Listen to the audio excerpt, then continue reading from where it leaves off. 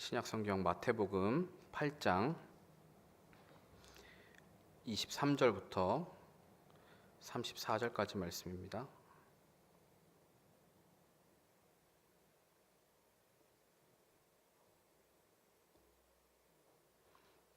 네, 23절부터 34절까지 한 절씩 번갈아 가면서 읽겠습니다. 제가 먼저 읽겠습니다. 배에 오르심에 제자들이 따랐더니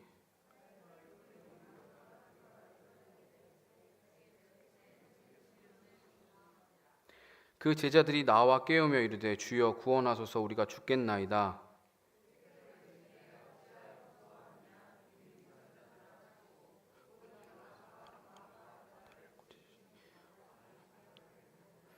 그 사람들이 놀랍게 여겨 이르되 이가 어떤 사람이기에 바람과 바다도 순종하는가 하더라.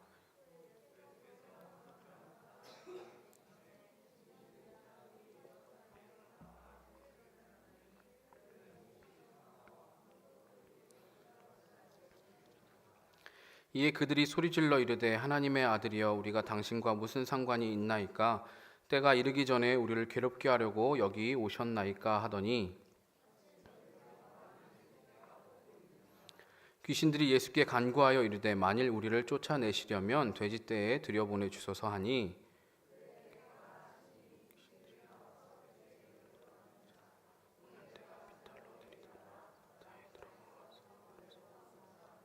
치던 자들이 달아나 시내에 들어가 이 모든 일과 귀신 들린 자의 일을 고하니 온 시내가 예수를 만나려고 나가서 보고 그 지방에서 떠나시기를 간구하더라.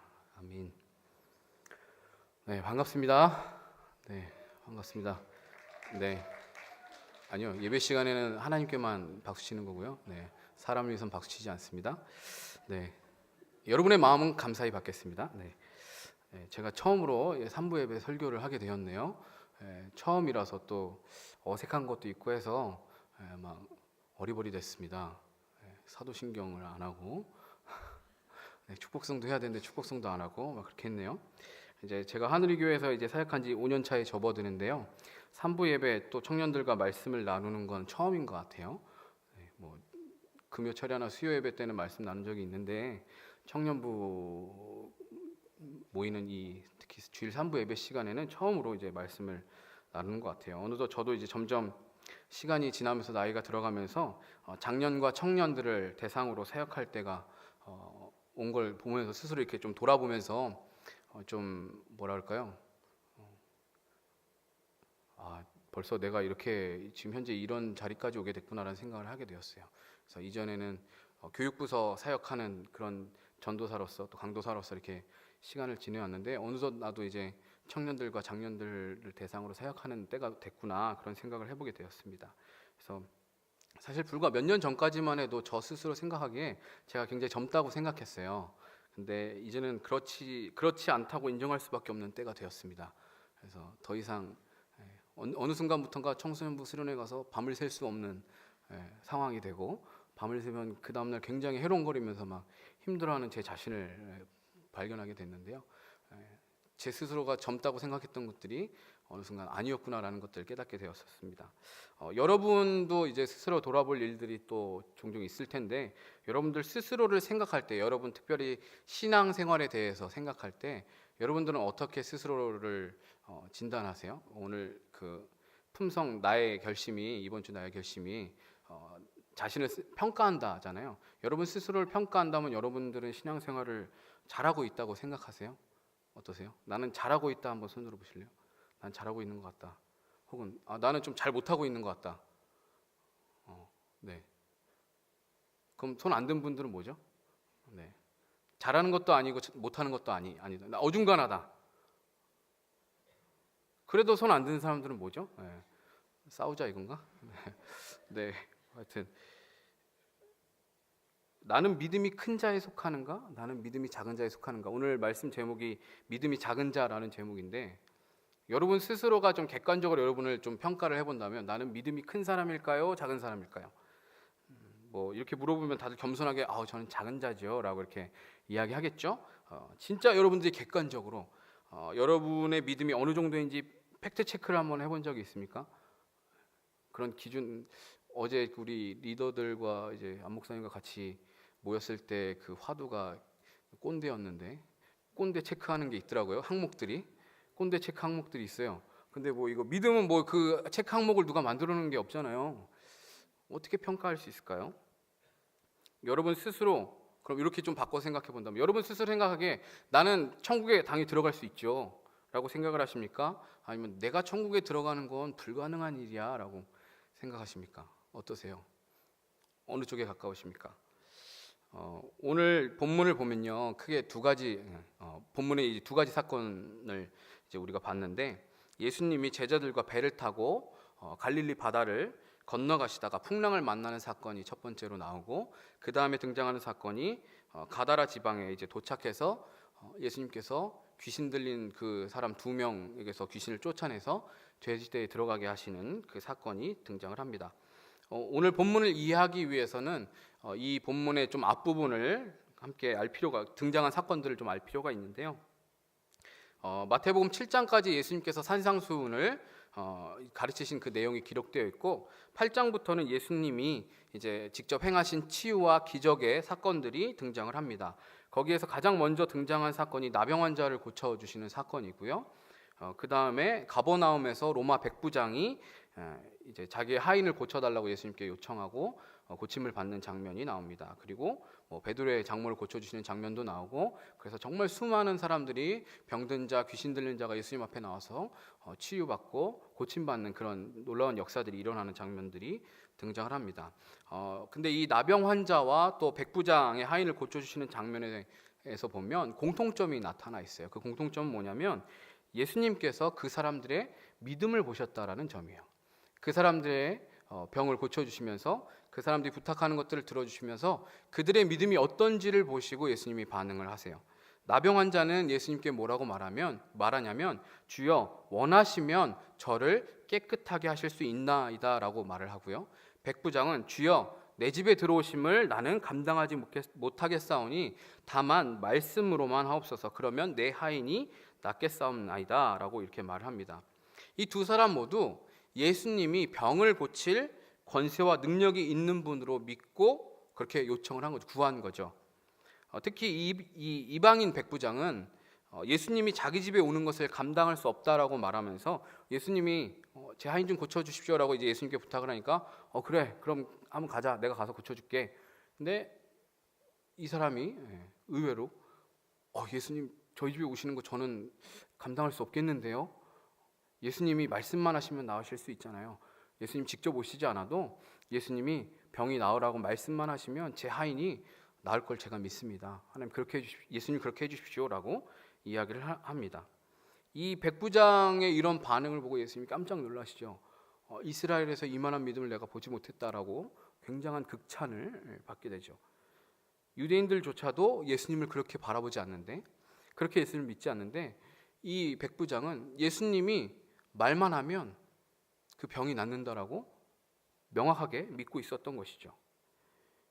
이 나병 환자나 이 백부장이 보여준 모습은 그들이 예수님을 부를 때 주여라고 한 그 고백이 그냥 습관적으로 혹은 어떤 립 서비스로 내가 뭔가를 부탁해야 되니까 좀 잘 보이려고 그 사람을 높여주려고 하는 립 서비스 차원의 존대의 표현이 아니라 진짜로 그 예수님이 이 질병을 다스리는 분, 내 삶의 문제를 주관하고 있는 분, 내 생명을 주장하실 수 있는 분이라는 그 확실한 믿음으로 그 인정함으로 고백했던 그 고백이었던 것이죠. 그런데 오늘 본문에 그 다음 그 뒷부분에 등장하는 이 예수님의 제자들은 앞에 칭찬받았던 사람들과는 상반되게 예수님께 이 믿음이 작은 자들아라는 책망을 받습니다. 예수님은 왜 제자들에게 이런 말씀을 하셨을까요? 너무 약간 성경은 의도적으로 이렇게 배치하는 것들이 있어요. 근데 이렇게 칭찬받는 사람 뒤쪽에 등장하는데 제자들은 책망을 받아요. 생각해 보십시오. 제자들이라고 하면 어떤 존재들이에요? 예수님의 최측근이라고 말할 수 있겠죠. 제자들이라고 하면 예수님의 왼팔 오른팔, 자기들끼리도 서로 내가 예수님 좌편에 우편에 앉겠다 막 싸우곤 했는데 예수님의 최측근에 속합니다. 이 말은 뭐냐면 예수님과 함께 먹고 마시고 예수님과 함께 자고 일거수일투족 예수님의 모든 것을 이 사람들은 다 보고 경험하는 사람들인 거예요. 화장실 갈 때 빼고 모든 상황들을 예수님이 뭘 하시는지, 예수님이 어떻게 숨을 쉬는지, 예수님이 어떻게 생겼는지, 예수님 피부는 어떤지, 예수님 말투는 어떤지 모든 걸 다 알 수 있는 사람들입니다. 예수님 말씀을 가장 가까이에서 듣고 그분이 행하시는 능력을 우리가 정말 이렇게 성경으로만 봤던 것을 이 사람들은 오감으로 체험한 사람들이에요. 보고, 맛보고, 듣고, 만져보고 모든 걸로 다 체험했던 사람들인 거죠. 아주 직접적으로 예수님의 이 놀라운 일들을 체험했던 사람이고 직접 가르침을 받았던 사람들이에요. 달리 말하면 예수님에 대해서 가장 잘 안다라고 말할 수 있는 사람이고 예수님을 가장 확실하게 경험한 사람들이라고 할 수 있는 것이죠. 예수님이 수많은 병자와 귀신 들린 자들을 고치시는 것을 보고 듣고 경험한 사람들이에요. 누가 뭐래도 예수님을 진정 왕으로 주님으로 고백해야 하는 사람들이 있다면 바로 이 제자들인 거예요. 그런데 제자들은 왜 믿음이 적은 자들이라는 소리를 들었을까요? 누구보다 믿음이 좋아야 될 사람들인데 예수님은 이 제자들을 보고 이 믿음이 작은 자들아 라고 하셨을까요? 제자들이 바다를 건너면서 풍랑을 만났을 때 예수님을 진정 그들의 주님으로 믿고 고백한다면, 주님이라고 부르는 그 말이 그들에게 진심이라면 과연 어떤 반응을 했어야 했을까요? 오늘 여기에 나왔던 이 반응 말고 제자들은 어떤 반응을 해야 했을까요? 예수님이 어떤 분이신지 가장 가까이서 봐왔던 제자들은 풍랑을 만나서 위험에 빠졌을 때 배에서 주무시고 계시는 그 예수님에게 주여 구원하소서 우리가 죽겠나이다 라고 말을 해요. 본문을 보시면 그냥 이 말을 그냥 대충 보면 예수님께 그냥 도움을 청하는 것 정도로만 우리가 보이지만 자세히 들여다보면 무엇인가 더 알 수가 있어요.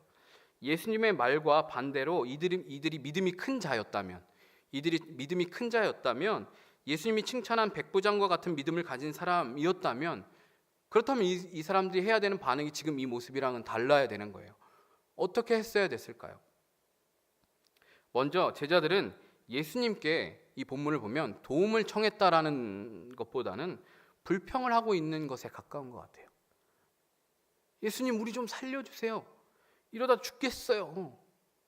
예수님 지금 뭐 하고 있는 거예요? 지금 우리 죽게 생겼는데 이거 여기서 이렇게 주무시고 계시면 어떡합니까? 이런 약간 불평의 뉘앙스가 담겨 있어요.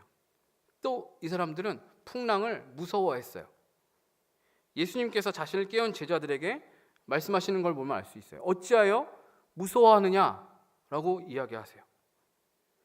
제자들은 자신들이 진짜 죽을까 봐 무서웠어요. 이 중에서 배를 타본 사람이 얼마나 많은지 모르겠지만 저도 타보진 않았어요. 근데 물에 빠져 죽을 뻔한 경험은 있거든요. 물에 빠져서 죽으면 얼마나 막 무서울까? 그걸 아주 짧게 한 2, 3분 경험해 본 적이 있는데 너무 끔찍했어요.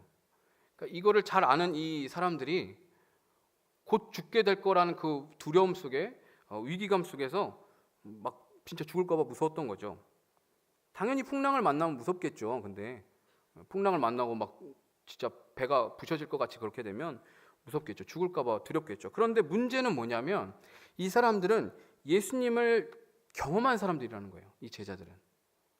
이 사람들은 예수님을 경험하고 체험한 사람들이라는 거예요. 예수님을 가장 가까이에서 보고 가장 가까이서 듣고 배우고 경험한 제자들이라는 점이 문제인 거예요. 그들이 정말 예수님을 가장 잘 아는 사람들로서 예수님을 하나님의 아들로 또 메시아로 나의 주님으로 왕으로 믿고 따른다면 예수님께 당당하고 담대하게 도움을 요청하지 않았을까요?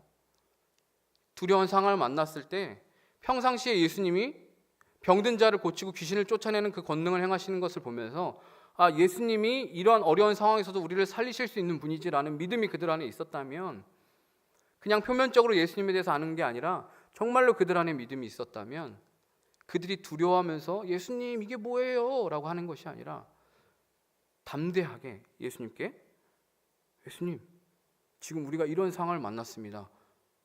우리를 구원해 주십시오. 예수님 말씀 한마디면 풍랑도 잠잠하게 될 것입니다. 예수님 말씀 한마디 해주십시오. 이렇게 반응하지 않았을까요? 여러분도 잘 아는 제 아들 예훈이를 제가 가끔 이제 데리고 놀다가 높은 데다가 올려놔요. 김치냉장고 이런 데다 올려놔요. 그러면 제 가슴 높이 정도 되는 위치에다 이렇게 딱 올려놓으면 막 무서워해요. 왜냐면 높으니까. 그런데 제가 그 앞에서 예훈이 앞에서 팔을 벌리고 아빠한테 뛰어내리라고 하면 예은이가 뛰어내릴까요? 안 뛰어내릴까요? 뛰어내릴까요? 안 뛰어내릴까요? 아빠 도망가려고 그러지? 뭐 이럴까요? 올려놓으면 막 무서워해요. 일로 와, 뛰어! 그러면 예은이가 뛰어내릴까요? 안 뛰어내릴까요? 저희 부자지간의 신뢰관계를 별로 좋게 안 보시나 본데, 예은이는 주저하지 않고 뛰어내려요. 저에게 주저하지 않고 저에게 뛰어듭니다. 왜 그럴까요? 예은이가 왜 그럴까요? 아빠를 전적으로 신뢰하기 때문에 그래요. 무슨 상황이 있어도, 어떤 일이 있어도 아빠는 절대 나를 떨어뜨리지 않을 거라는 온전한 순수한 믿음이 있기 때문에 그래요. 어떻게 해서든 아빠는 나를 붙잡을 거야, 나를 놓치지 않을 거야라는 그 신뢰, 그리고 전적으로 저를 의지하기 때문에 예은이는 앞뒤 보지 않고 전혀 두려워하지 않고 그 자리에서 뛰어내립니다. 만약에 그냥 자기 혼자 그 위에 올려져 있었다면 당연히 그렇게 하지 않겠죠. 근데 내 앞에 아버지가 있는데, 아빠가 있는데 두려워할 이유가 전혀 없는 거죠. 주저함 없이 뛰어내립니다. 제자들이 예수님을 진정으로 주님이라고 고백한다면, 이분을 마태복음 계속해서 예수님이 왕이라는 그 왕의 이미지를 계속해서 보여주는데, 그 왕이신 주님으로 믿는다면, 메시아이신 주님으로 믿는다면 두려워할 필요가 없는 것이죠. 왜냐, 내 옆에 지금 주무시고 계시지만 이 예수님이 일어나서 말 한마디만 하면 이 풍랑은 잠잠해질 걸 이 사람들은 믿어야 되는 거거든요. 예수님, 풍랑이 심합니다. 예수님, 말씀 한마디 해주십시오. 잠잠해질 걸 믿는 거예요. 우리의 힘으로는 어쩔 수 없지만 하나님의 아들이신 예수님은 할 수 있지 않습니까? 이런 요청을 그 제자들이 했다면 적어도 믿음이 작은 자라는 그런 책망은 받지 않았을 것 같아요. 이 바다를 건넌 뒤에 이방인 마을인 이 가다라 지방에서 만난 귀신들이 참 재밌는 게 뭐냐면, 예수님이 어떤 분이신지 이 사람들은 또 알아요. 이 귀신들은 알아요. 제자들은 예수님을 가장 가까이서 본 사람들인데도 불구하고 예수님이 어떤 분인지에 대한 그 믿음이 없었어요. 근데 도착해서 간 그 이방인의 마을인 그 가다라 지방에서 만난 그 2명의 귀신 들린 사람들에게 붙어있던 그 귀신들은 먼저 예수님에게 와서 엎드려요. 그리고 뭐라고 말하냐면 하나님의 아들이요 라고 말을 해요. 예수님을 보고 하나님의 아들이라고 그들이 먼저 소리쳐요. 예수님이 어떤 분이신지 정확하게 알고 먼저 반응하고 두려워하는 거예요. 귀신들이 풍랑을 보고 두려워했던 제자들과 대조적으로 지금 보여주고 있어요. 귀신들은 예수님을 보면서 하나님의 아들이라고 고백하고 막 두려워 떨어요. 예수님이 우리 보고 나가라 그러면 어떡하지? 예수님 우리 쫓아내면 어떡하지? 우리 어떡하냐? 큰일 났네. 막 두려워해요. 먼저. 그 얘기 뭐냐면 이 귀신들이 예수님이 하나님의 아들로서 자기들을 쫓아낼 수 있는 권세와 능력이 있는 분이라는 것을 믿는 거예요. 이들은 알고 있는 거예요. 가장 가까이에서 예수님을 경험하고 안다고 자부했던 제자들은 예수님을 옆에 두고도 풍랑을 두려워했는데, 이방인이나 귀신은 예수님을 하나님의 아들로, 병을 다스릴 수 있는, 귀신을 제어할 수 있는 권세가 있는 분임을 알고 그분 앞에 엎드렸어요. 사실 제자들은 귀신들보다 예수님을 더 몰랐던 거예요. 그렇게 따지면 예수님을 제대로 몰랐던 거죠. 여기서 우리가 짚고 넘어가야 될 중요한 문제가 있어요. 우리는 보통 교회에서 신앙생활을 오랫동안 하면, 오랜 시간 신앙생활을 하고, 저부터도 이제 모태신앙으로 그렇지만 오랜 시간 동안 교회 생활하고 신앙생활을 하면서 교회 공동체 안에 있으면 당연히 우리는 주님에 대해서 잘한다라고 착각해요. 나 정도면 주님에 대해서 이 정도면 잘 알고 있지라고 착각을 합니다. 저부터 시작해서 신앙생활을 오래 한 사람들의 가장 흔한 태도가 나도 다 알아. 말은 그렇게 표현하지 않아도 말씀을 드리면 저거 다 한번 다 들어본 이야기지 뭐. 그리고 뭔가 죄의 문제를 드러내는 이야기를 들을 때마다 나는 마치 거기에서 예외인 것처럼, 나는 그것에서 별개인 것처럼 생각하는 문제가 있어요. 스스로가 믿음이 크다고 생각하지만, 예수님에 대해서 잘한다고 생각하지만 사실 과연 정말 그럴까요? 오늘 말씀에 보면 예수님을 가장 모르는 사람들은 아이러니하게도 예수님의 가장 가까이에 있었던 사람들이에요. 물론 이후에 이 제자들이 변화돼서 세상을 변화시키는 사람들로 뒤바뀌지만, 예수님을 직접적으로 체험하고 경험했던 이 사람들이 예수님을 가장 모르는 이 아이러니한 상황이 벌어지고 있는 거죠. 이런 오류에 빠지기 가장 쉬운 부류가 바로 저 같은 목사예요. 주님과 가장 가까운 위치에서 일하고 있다고 자부하고 지식적으로는 예수님에 대해서 빠삭할지 모르겠지만 정작 예수님이 어떤 분이신지에 대한 믿음이 없는 사람이 되기 가장 쉬운 게 사실 저 같은 목회자들이에요. 그래서 여러분이 언론을 통해서 간간히 접하게 되는 그런 막 부정적인 이슈가 되는 목사님들을 보면, 목회자들 보면, 아, 저분이 진짜 예수님 믿는 사람 맞나? 목사라고 하는데 진짜 예수님 믿는 사람이 맞나? 예수님을 믿고 가르치는 사람이 맞나라는 생각이 들 때가 있죠. 이런 오류에 빠지기 때문에 그런 것 같아요. 그런데 여러분도 예외가 아닙니다. 물론 이 말을 그러면 뭐 교회 잘 안 나와도 교회 안에서 봉사 열심히 안 해도 예수님만 뭐 그냥 잘 믿으면 되겠네라고 이렇게 또 왜곡하면 안 돼요. 그거는 나중에 이야기할게요. 또 이렇게 왜곡시켜서 생각하는 사람들이 있는데 가장 가까이 있기 때문에 스스로 다 안다라고 잘 안다라고 생각하는 태도를 우리는 조심해야 하는 거예요. 그렇잖아요. 우리가 그 결혼을 하면서 저도 느끼는 건데 결혼하고 나서 가정을 꾸려서 생활하면서 느끼는 건데 오랜 시간 깊이 많은 대화를 했다라고 생각을 했는데도 불구하고 이런 면이 있었네라고 느껴지는 면들이 매년 조금씩 나와요. 물론 이제 되게 열받고 빡치는 상황들이 죄송합니다. 빡친다는 표현에서 열받고 좀 막 이렇게 짜증나는 상황들이 그런 걸로 이제 연결되는 경우가 많죠. 왜 이러지? 연애 때도 이랬나? 막 이런 생각이 들기도 하고 사람도 그런데 그 광대하시고 그 위대하신 하나님을 그 예수님을 우리가 마치 잘한다라고 그렇게 우리는 착각을 해요. 그 짧은 그 몇 년의 그 신앙생활을 했다고 교회 안에서 우리가 자라왔다고 그런 착각을 해요. 근데 우리는 이런 태도를 굉장히 경계해야 하는 거죠. 성경을 나는 10번 이상 읽었기 때문에 하나님에 대해서 잘한다라고 생각한다? 과연 그럴까요? 성경을 되게 많이 읽었어요.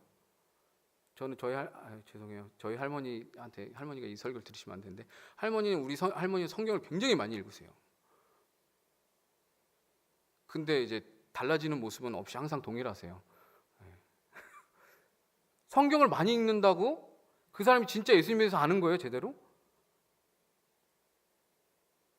이렇게 생각해 봅시다. 여러분, 이단들도요, 포교 활동을 하기 위해서 성경을요, 100번, 200번씩 읽어요. 제가 예전에 듣기로 저기 여호와의 증인은 어린애들도 100번은 읽는데요, 성경을. 어떤 사람 600번도 읽는데요, 성경을. 그러니까 잘 외우는 거예요, 성경을. 근데 그 사람들이 제대로 예수님을 알고 있는 거예요? 잘못 알고 있는 거잖아요. 성경을 많이 읽는다고 그 사람이 하나님에 대해서 잘 아는 걸까요? 예수님에 대해서? 신앙생활을 아주 오랫동안 하고 뭐 목사가 되고 혹은 뭐 교회 안에서 직분을 받고 그러면 그 사람이 제대로 된 신앙생활을 하는 걸까요? 믿음이 큰 자는 그리고 예수님을 진짜로 믿는다라고 말할 수 있는 사람은 교회에 오래 다녔다라고 성경에 대해서 잘 안다고 해서 신학을 공부했다고 해서 또 헌금을 많이 한다고 해서 어떤 신비한 영적인 체험들을 해봤다고 해서 되는 게 아니죠. 예수님을 안다는 것은 다른 것을 보지 않고 매 순간 예수님께 내 삶을 맡기는 사람인 거예요. 내 삶의 주권을 내 거라고 주장하지 않고 예수님의 것이라고 인정하는 게 진짜 예수님을 믿는 사람인 거예요. 그러니까 내 생명까지도 예수님께 드리는 거예요. 그러니까 예수님이 죽으라고 말하면 죽을 수 있는 사람인 거예요. 여러분 만약에 예수님이 이 시간 이 자리에 오셔서 여러분에게 야 지금 다 내가 여기서 딱 이렇게 한번 하면 죽게 될 건데 여기서 죽기 싫으면 나가.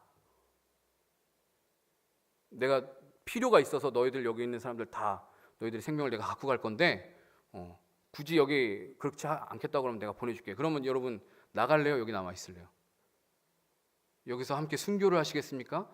아니면 얼른 가서 자유다 이러면서 놀러 가시겠습니까? 예수님이 주님이라고 고백되어진다라는 것은 예수님에서 내가 기꺼이 죽을 수 있는 거예요.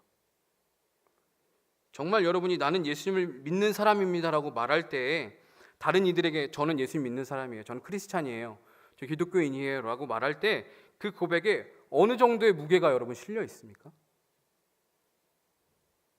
우리가 평상시 그냥 말 쉽게 하죠. 저 교회 다니는데요. 그렇게 말 쉽게 할 수 있어요. 근데 과연 그 말에 얼마나 무게감이 실려 있어요?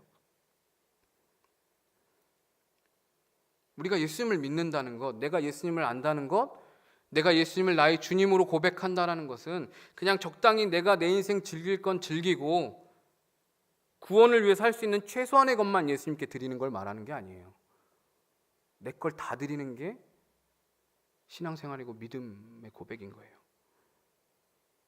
앞에 산상수훈에서 예수님이 뭐라고 말씀하시냐면 나더러 주여 주여 하는 자마다 다 천국에 들어갈 것이 아니다 라고 말씀하시잖아요. 예수님을 주님이라고 말하는 사람도 천국에 못 갈 수 있다는 얘기잖아요. 우리 중에도 천국에 못 갈 수도 있는 사람이 있는 거죠. 물론 그러지 않을 거라고 믿습니다. 네, 다 천국에서 볼 수 있을 거라고 믿어요, 저는. 근데 우리가 자칫 딴 마음을 품으면 그럴 수도 있지 않을까요?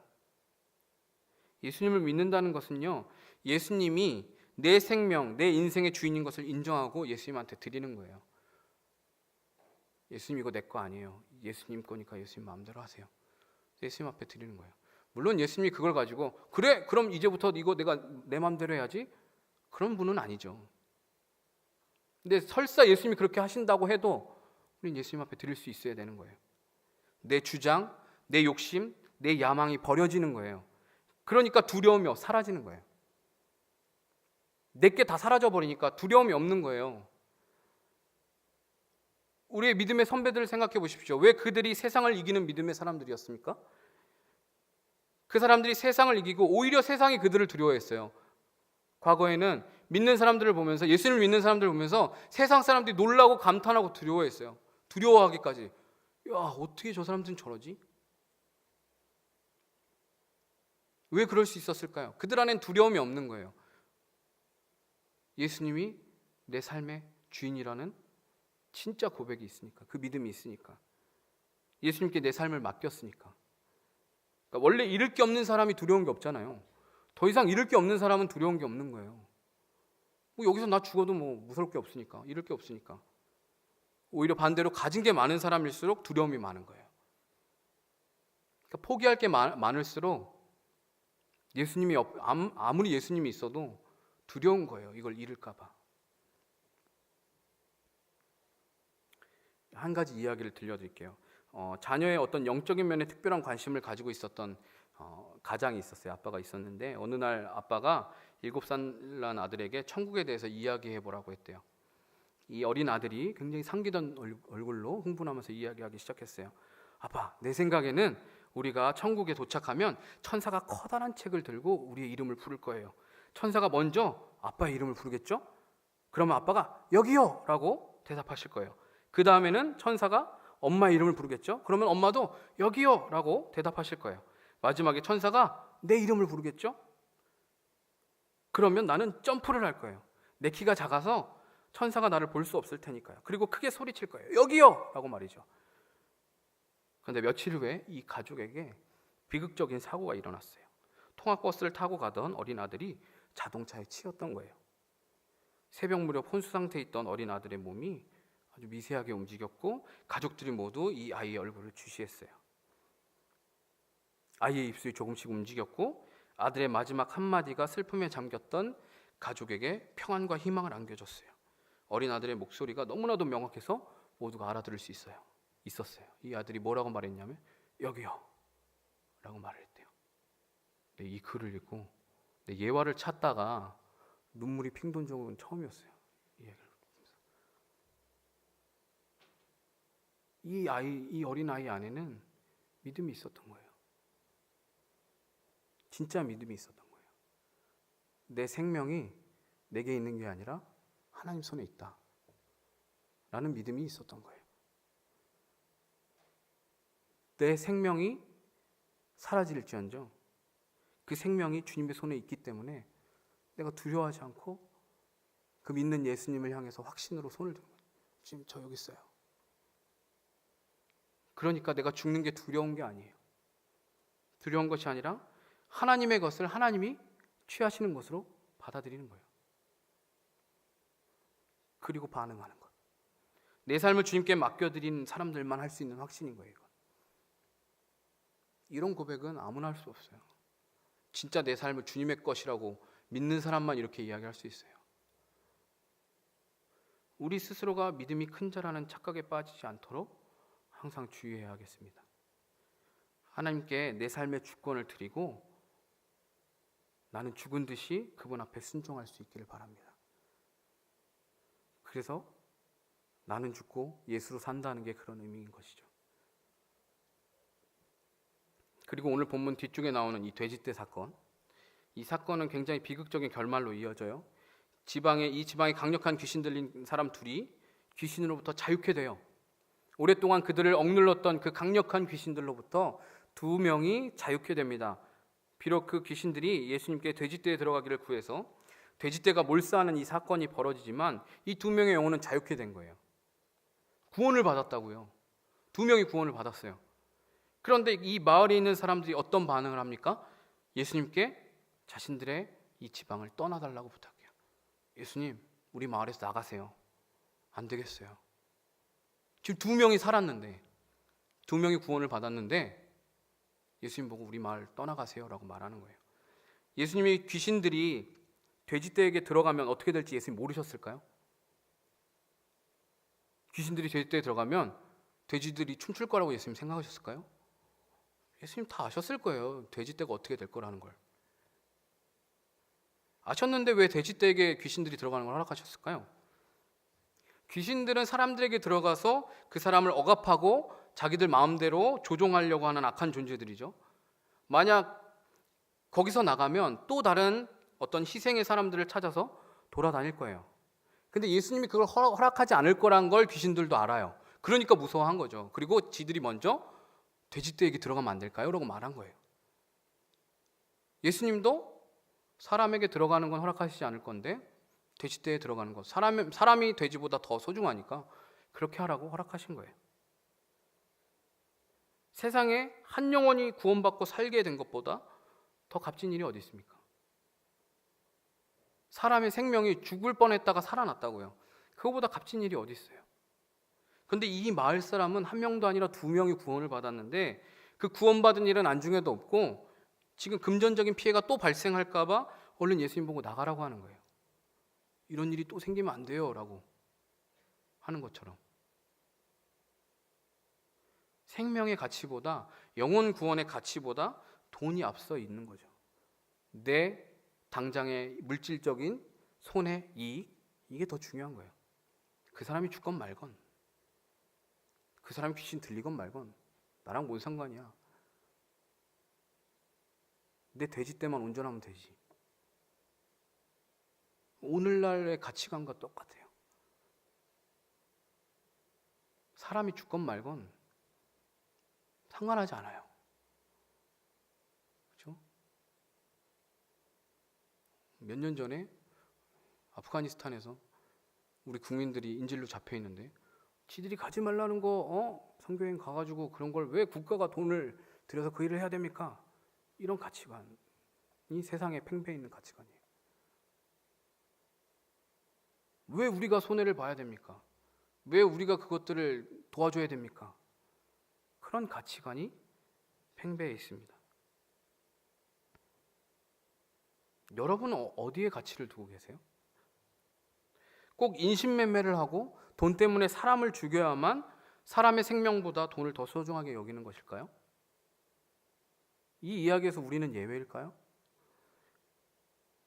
생각해 보세요. 여러분은 여러분의 재정을 어디에 사용하세요? 여러분이 받는 용돈, 여러분이 버는 여러분의 월급, 여러분이 아르바이트에서 버는 돈, 그거 어디다 사용하세요? 주로? 지난주에 담임 목사님 헌금에 대한 설교하셨는데 예수님을 우리가 믿는다고 고백하면 내가 가진 물질도 다 주님의 것이라고 인정하는 것이잖아요. 그런 의미에서 우리가 11조를 하는 거잖아요. 우리가 마음은 전부 다 하나님께 드리고 싶지만 10분의 10을 드리고 싶지만 그렇게 하면 우리가 살 수 없으니까 그 최소한의 선을 정해서 10분의 1이라는 것을 정해서 하나님 앞에 드리는 게 우리의 믿음의 고백인 거잖아요. 하지만 이걸 다 드리는 것과 같은 의미인 거잖아요. 예수님을 나의 주인이라고 우리가 인정한다며요. 주님이라고 고백한다며요. 그럼 내가 가진 물질도 하나님 원하는 대로 써야 되는 거잖아요. 내 마음대로 쓰는 게 아니라. 그러면 여러분이 가진 그 재정, 여러분이 벌었다고 말하는 돈, 여러분이 물론 수고하고 노력해서 벌었지만 그 누구 위해서 써야 되는 거예요? 여러분을 위해서 써야 되는 거예요? 하나님을 위해서 써야 되는 거예요? 이게 돈을 다 헌금하라는 말이 아니에요. 여러분이 받은 돈을 전부 다 막 뭐 헌금해라, 막 기부해라 이런 말이 아니에요. 많은 부분 나를 위해서 사용할 수밖에 없어요. 그러나 여러분이 영혼을 구원하고 사람을 살리는 일을 만났을 때 기꺼이 여러분이 여러분의 것을 내어놓을 수 있어요? 여러분이 그런 상황을 만났을 때, 그런 필요가 여러분의 눈에 보일 때 하나님이 여러분에게 야, 네가 좀 도와줘라고 하는 사인으로 여러분은 받아들이는 거예요? 아니면 회피하고 눈을 돌리고 싶으면서 아, 예수님 제 마음에서 좀 떠나세요. 부담스러워요. 그런 얘기를 저한테 하세요. 저도 어려워요. 여러분은 어떻게 반응하세요? 사랑하는 우리 청년부 공동체를 위해서 기꺼이 여러분의 것을 나눠주고 베풀 수 있습니까? 선배들이 후배에게 맛있는 거 얼마인지 사줄 마음이 있어요? 표정이 영 아닌 것 같기도 하고. 청년 2부가 청년 1부에게 기꺼이 이렇게 베풀고 나눠주고 싶은 마음이 있으세요? 청년 1부도 마찬가지예요. 앞으로 들어오는 여러분들의 후배들에게 그렇게 해줄 마음이 있으세요? 아, 목사님 당연히 나눠야죠. 당연히 베풀어야죠. 저는 도덕적인 선행을 말하는 게 아니에요. 여러분은 진정 가치 있는 일에 여러분의 물질이나 시간을 헌신할 수밖에 없어요. 여러분이 진정으로 가치 있다고 여기는 일에. 여러분이 말로는 공동체를 섬기고 영혼을 구원하는데 물질과 내 헌신 드려야 되죠. 맞아요. 그렇다라고 말하면서 정작 자, 우리 헌금합시다. 그러면 아무것도 안 해. 교육부서 교사가 많이 부족한데 좀 교사 좀 섬겨주세요. 그런 말을 들을 때 시선을 회피한다면, 많이 경험을 해봐서 제가 도와주세요. 아무도 안 와요. 그렇게 얘기하면 한 명씩 그래도 우리 한우리교회는 그래도 믿음이 좋은 청년들이 얼마나 많은지 이렇게 얘기하면 반응하는 사람들이 있어요. 전에 이렇게 사역했을 때 항상 그게 어려운 문제였어요. 좀 도와주십시오. 그러면 열심히 하세요. 네. 아무도 안 와요. 제가 한번 수련회 때문에 우리 청년들이 와서 도와주세요. 청년부 예배 시간에 가서 얘기했어요. 근데 아무도 안 왔어요. 저에게 아무도 연락하지 않았어요.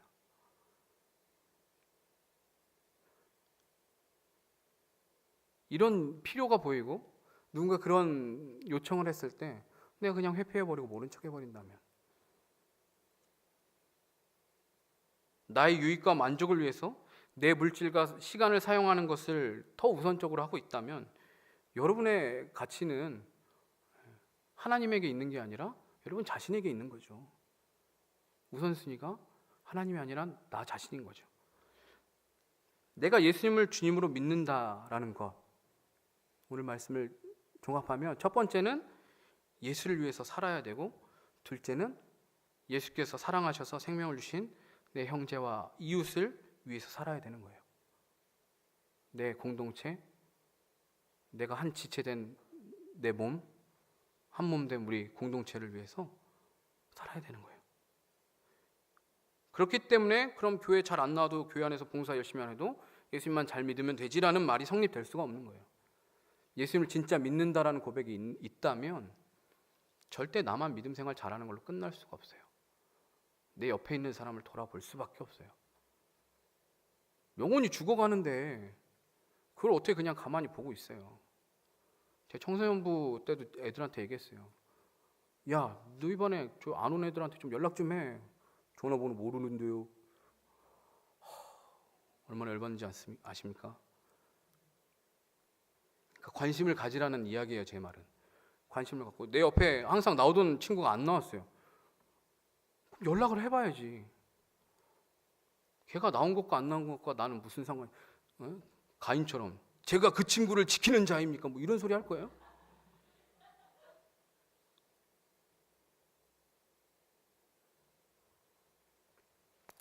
제가 군대 가기 전에는 제 스스로가 믿음이 좋은 사람이라고 생각했어요. 나름대로 교회 안에서 엘리트 코스를 밟아온 사람입니다. 교회를 단 한 번도 빠진 적이 없어요. 주일날 교회를 단 한 번도 빠진 적도 없고 11조 생활 완벽하게 지켜왔죠. 거의 완벽하게 지켜왔습니다. 바리새인 중에 바리새인입니다. 요셉 지파잖아요. 그리고 이름이 요셉이에요. 요셉 지파입니다. 모태 신앙이고요. 어머니가 전도사예요. 할머니 권사님이고요. 믿음의 집안에서 자랐고요. 모든 걸 지켜오면서 아주 완벽하게 성경 퀴즈 대회하면 무조건 1등입니다. 저는. 제가 다 1등했습니다. 형 누나들 다 제가 이겼어요. 항상 제가 1등하고 그랬어요. 저는 근데 제 믿음이 좋다고 착각했어요. 학교도 총신대 갔어요. 재수 안 하고 한 방에 붙어서 전략적으로 이제 신학과 안 가고 나는 처음부터 신학과 안 가고 신대원 가서 전공할 거니까 나 기독교 학과를 가야지. 기독교 교육과 가야지. 이렇게 갔어요. 군대 가기 직전까지 군대 가기 전에 예수원에 2박 3일 동안 가서 기도했어요. 하나님, 제가 군대 가서 고난이 올 때마다 예수 그리스도의 십자가를 묵상하면서 그 고난을 이겨내겠습니다. 군대에 가서 어떻게 됐을까요? 처참하게 깨졌습니다. 제 입에서 욕이 나오기 시작했어요. 내가 왜 이런 걸 하고 있어야 돼? 내가 왜 이런 고통을 받아야 돼? 막 이렇게 분노와 짜증이 막 올라오면서, 그리고 교회도 못 가는 상황이었어요. 제가 아무리 가고 싶어도 저는 전경 생활을 했는데요. 주말이고 뭐고 할 거 없이 시위가 잡히면 나가야 돼요. 출동해야 돼요. 그리고 교통 지원 근무를 하면 주말 할 거 없이 나갔어요. 그러니까 교회도 안 나가. 완전 지금 제 신앙의 밑바닥을 그때 경험했어요. 근데 그 신앙의 밑바닥에서 제대하고 나서 그거를 회복하는데 너무 오래 걸렸어요. 근데 그러면서 제가 깨달았어요. 이야, 내가 이거밖에 안 되는구나. 나는 지금까지 내가 믿음이 좋다고 착각해 왔어요. 잘못 생각하고 있었어요. 근데 하나님이 한번 군대라는 진짜 별거 아닌 걸로 톡 한번 저를 건드리니까 그냥 제 모든 그 껍데기가 다 벗겨지고 그것만 남은 거예요. 전 쭉정이었던 거죠. 내가 믿음이 좋은 줄 알고 착각하고 살았었어요. 저는. 근데 고난 앞에서 그 약한 그 작은 고난, 그 짧은 2년이라는 고난의 시간 그거 경험해놓고 그거 하나 만나니까 그냥 휘청휘청했던 거예요. 제 믿음은 그거밖에 되지 않았던 거죠. 사랑하는 여러분, 여러분의 믿음은 어떻습니까? 여러분의 믿음은 어떠세요? 우리 스스로 예수님을 잘한다고 착각하고 있지 않습니까? 불신자들이나 귀신들보다 예수님을 사실 더 모르는 건 아닐까요, 우리가? 귀신은 보고 예수님 보고 하나님의 아들 엎드렸다니까요, 바로. 이방인인 그 백부장은 예수님 굳이 우리 집에 안 와도 예수님은 그 자리에서 말만 하면 병이 다 날 거예요. 세상에 이런 고백하는 사람이 어디 있어요? 여러분 가족 중에 혹은 여러분이 병 걸리면 이렇게 기도하는 사람 있어요? 병원부터 얼른 찾아가지. 예수님 말씀만 하시면 제 병이 당장 내일 아침 나을 것입니다. 이렇게 기도하는 사람 있어요? 나도 그렇게 기도 안 해본 것 같아요.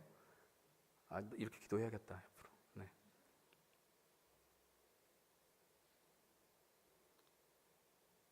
예수님을 진정 나의 주님이라고 믿는다면 여러분 예수님께 어떤 믿음의 태도를 보여드리겠습니까? 예수님이 오늘 말씀해 보면 이 사람들에게 요구하는 게 돈을 내라, 더 많은 헌신을 수고를 해라 이런 거 아니었어요. 그 사람들이 어떤 믿음의 반응을 하시는가를 보셨어요. 여러분의 생명, 여러분의 미래, 여러분의 진로, 여러분의 취업의 문제, 여러분 가족 구원의 문제, 이 모든 게 주님의 손에 달려 있음을 믿으십니까? 정말 믿으세요? 그렇다면 예수님께 여러분의 믿음을 보여드리세요. 내가 진짜 예수님을 그렇게 할 수 있는 분이라고 믿는지 그걸 보여드리세요. 내가 오랫동안 씨름하면서 기도했던 우리 가족의 구원의 문제 답이 안 보이잖아요. 근데 예수님은 말씀만 하시면 예수님이 허락하시면 한순간에 우리 가족이 구원받을 거 난 믿어요. 믿음의 반응을 보이세요.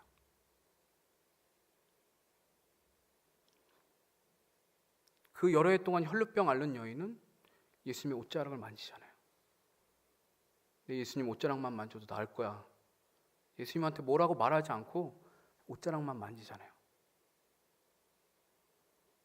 친구를 침상째로 들고 가서 지붕을 뜯어서 주님께로 데리고 오잖아요. 친구들이 내 친구 살리려고, 이 사람 살리려고 침상째로 들고 와서 지붕을 뜯어버리잖아요. 예수님 앞에 내려놓잖아요. 여러분, 어떤 믿음의 반응을 예수님 앞에 보일 거예요? 소리를 질러서 어떻게든 주님이 나를 봐주시기를 간구하는 그 앞을 못 보는 자들, 주변에서 야 조용히 해 하는데도 아랑곳하지 않고 다윗의 자손 예수여 나를 불쌍히 여기소서 소리 지르잖아요. 여러분, 어떻게 믿음의 반응을 하시겠습니까? 예수님은 그 믿음을 보기 원하세요. 여러분의 믿음을 보기 원하세요. 진짜 네가 나를 주님으로 믿는가? 예수님 그것을 보세요. 그리고 여러분의 가치를 어디에 두고 있는지 점검할 수 있길 바랍니다. 내가 어디에 내 마음을 쏟고 있는지 가장 명확하게 알 수 있는 척도는요, 내 물질을 어디에 사용하는가, 내 시간을 어디에 사용하는지를 보는 거예요. 모든 시간을 다 기도하고 말씀 보고 하는 데 쓸 수 없어요. 하지만 여러분 하루 전체를 두고 봤을 때 여러분 과연 하나님과 함께하는 시간, 주님을 위해서 사용하는 시간을 몇 %나 쓰세요? 보통 이제 11조 이런 걸로 따졌을 때 한 10분의 1 정도는 우리가 하나님 앞에서 쓰고 있는가 점검했으면 좋겠어요. 여러분의 물질과 시간의 10분의 1을 하나님을 위해서, 또 공동체를 위해서, 이웃을 위해서 사용하고 계세요? 그걸 항상 우린 점검해야 돼요. 그렇게 마음 먹다가도 어느 순간 우리가 정신 차려보면 또 우리의 마음이 거기서 떠나고 있고, 그걸 점검하면서 항상 내 마음을 하나님을 향해서, 내 가치를 하나님께 두면서 살아갈 수 있게 되길 바랍니다. 진정으로 우리 사랑하는 우리 한우리 청년들이 믿음이 작은 자들이 아니라 예수님이 오셨을 때 내가 대한민국에서 이만한 믿음을 보지 못했다라고 칭찬받을 수 있는 믿음의 청년들이 될 수 있기를 주님의 이름으로 축원합니다. 함께 기도하겠습니다.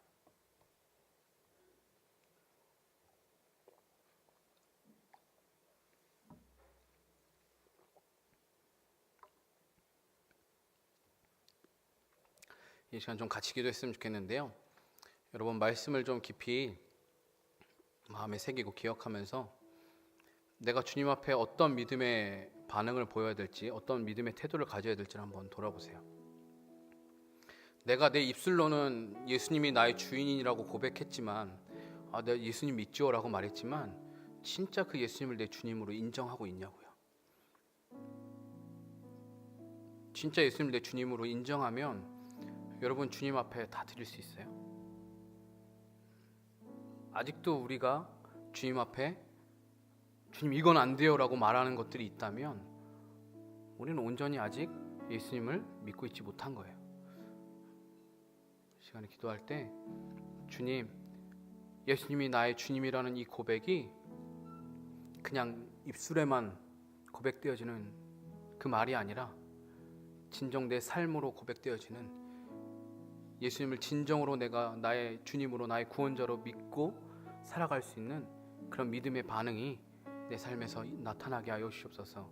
나의 가치가 물질이 아니라, 나 자신이 아니라 하나님을 위해서 드려지게 하시고 하나님을 위해서 쓰이게 하시고, 하나님이 사랑하라고 주신 내 공동체와 내 이웃을 위해서 기꺼이 나의 물질과 나의 시간을 드릴 수 있도록, 내가 그것에 가치를 두고 내 마음을 드릴 수 있게 하나님, 우리의 믿음 없음을 불쌍히 여겨주십시오라고 시간 같이 기도하도록 하겠습니다. 사랑과 은혜 하나님, 우리가 주님 앞에 믿음으로 반응하기 원합니다. 하나님, 우리가 오랜 시간 교회 안에서 신앙생활하였다고 하여서 하나님, 우리 스스로 믿음이 아버지 하나님 믿는 것처럼 착각하고 있지는 않았는지 돌아보기 원합니다. 하나님, 사실 우리는 아버지 하나님 믿음이 없는 자들인데도 하나님, 그저 우리가 아버지 오랫동안 많은 것을 알고 들어왔다고 하여서 하나님, 마치 우리가 믿음이 있는 것처럼 착각하고 살아왔습니다. 하나님 진짜 믿음의 반응을 하기 원합니다. 하나님 이 백부장처럼 아버지 나병 환자처럼 진짜로 진정으로 예수님을 나의 주님으로 인정한다면, 예수님이 내 삶의 주인이라고, 내 생명의 주인이라고 내가 인정한다면 내 생명까지도 주님 앞에 드릴 수 있는, 기꺼이 주님 앞에 내 모든 것을 내어드릴 수 있는 믿음의 반응을 할 수 있게 하여 주시옵소서. 우리가 그렇게 살아가기로 결단합니다. 그런 믿음으로 나아가기로 결단합니다. 기꺼이 내가 주님을 위해서 내 모든 것을, 내 삶을, 아버지 내 삶의 주권을 주님 앞에 내어드리고 주님을 위해 살아갈 수 있는 우리 사랑하는 하나님 청년들이 될 수 있도록 주여 인도하여 주시옵소서. 하나님 주님을 사랑하기에, 아버지 하나님 내 삶의 가치가 주님께 있기에, 아버지 하나님 물질을, 또한 시간을 나를 위해서, 아버지 나의 유익과 나의 즐거움을 위해서만 사용하는 것이 아니라 기꺼이 내가 하나님의 영광을 위하여서, 나의 공동체를 위하여서, 내 옆에 있는 지체들을 위해 사용할 수 있게 하시옵소서. 하나님 그 가치에, 아버지 하나님 정말 내 마음을 아버지 쏟고 내 마음을 드릴 수 있는 그 가치에, 아버지 하나님 우리가 하나님이 그 자리에 계시고 나의 공동체와 내 이웃이 그 자리에 있을 수 있도록 주님 우리를 인도하여 주시옵소서. 하나님, 우리가 그동안 스스로가 믿음이 큰 자라고 착각하며 살아왔던 것을 주님 불쌍히 여겨 주시옵소서. 사실 우리는 너무나도 보잘것없는 믿음을 가진 자들이었던 것을 말씀을 통해서 돌아보게 됩니다. 너무나도 부끄럽고 창피한 우리의 모습을 주님 불쌍히 여겨주시고, 하나님 이 믿음이 작은 자들에게도 하나님 끝까지 그들에게 은혜를 주시고 기회를 주시고 그들과 함께 하셨던 주님을 믿고 그 주님과 함께 끝까지 그 주님 곁에 머물며 주님을 따라가는 사랑하는 믿음의 한 청년들 될 수 있도록 주님 인도하여 주시옵소서. 주님이 진정 나의 삶의 주인이라고 인정한다면 내 삶의 주권을 주님 앞에 드리고 주님께서 말씀하시는 것에 순종할 수 있는 자들 되도록 주님 도와주시옵소서.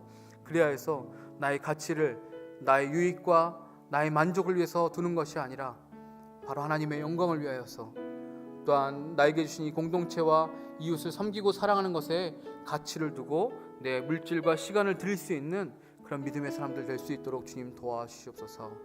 감사하며 예수님의 이름으로 기도드립니다. 아멘.